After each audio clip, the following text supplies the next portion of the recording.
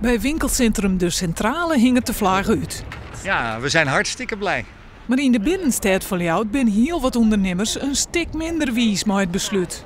Maar van meer dan 200 ondernemers die hun handtekening gezet hebben tegen deze besluitvorming, is dit gewoon slecht nice. Ja, dit is zo belangrijk omdat het koopgedrag van de consument, van de klant is veranderd. En internet, dat horen we veel, maar is 24 uur per dag, 7 dagen in de week geopend.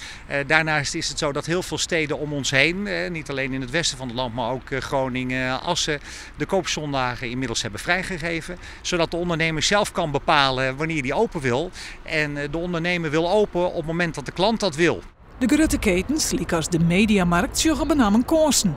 Koelmans van elektronica-winkel TDC denkt dat hij er niet meer om verkeert. De koffiezetapparaten gaan net sneller stikken als de winkels een dag langer hier binnen. Het is gewoon dat de winkelier meer kosten maakt om hetzelfde te verkopen.